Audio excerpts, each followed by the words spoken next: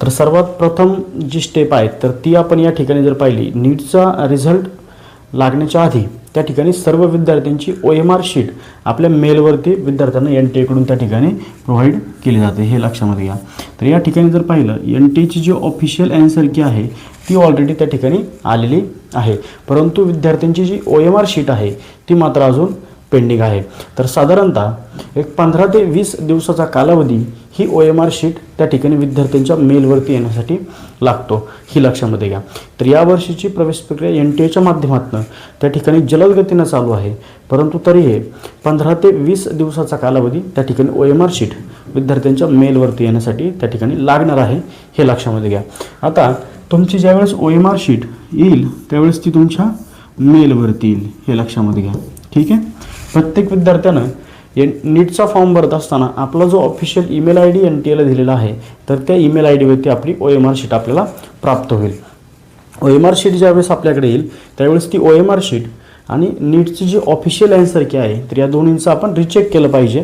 त्यातून आपल्याला आपले संपूर्ण जे गुण आहेत, नीटचा जो स्कोअर आहे तर तो आपल्याला एक्झॅक्टली त्या ठिकाणी समजेल. चार्ट आपण स्क्रीनवरती दाखवलेला आहे, तर चार्टच्या अनुषंगानं किंवा तो चार्ट पाहिल्याच्या नंतर तुमच्या लक्षामध्ये येईल की त्या ठिकाणी OMR शीट आणि रिझल्ट लागण्याच्यामध्ये जो दिवसांचा जो गॅप आहे तर तो 2022 सालापासून 2025 सालापर्यंत तो गॅप कशा पद्धतीनं किंवा किती दिवसांचा आहे ते आपल्या लक्षामध्ये येईल.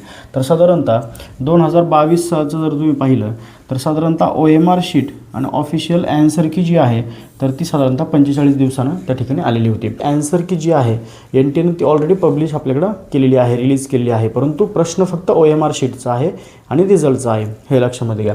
ठीक आहे. रिझल्ट जो आहे तर तो 52 दिवसानं त्या ठिकाणी 2022 साली पब्लिश झाला होता. सेम त्या पद्धतीनं तुम्ही 2023, 2024 आणि 2025चं जर व्यवस्थित त्या ठिकाणी ॲनालिसिस केलं किंवा कंपॅरिझन जर केलं तर 2023 साली साधारणतः 28 दिवस OMR शीटला लागले होते आणि 37 दिवस त्या ठिकाणी नीटच्या रिझल्टसाठी त्या ठिकाणी लागले होते परीक्षेनंतर. ठीक आहे.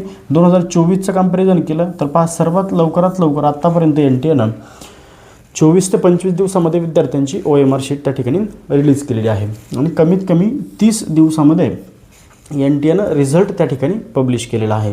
तर सेम त्या पद्धतीनं 2025चा जर आपण विचार केला तर 30 दिवसानंतर OMR शीट NTAनं पब्लिश केली होती आणि 41 दिवसानंतर त्या ठिकाणी नीटचा रिझल्ट पब्लिश केला होता. म्हणजे तात्पर्य असं आहे की साधारणतः रिझल्ट लागण्यासाठी कमीत कमी 30 दिवस NTAला त्या ठिकाणी अपेक्षित आहेत.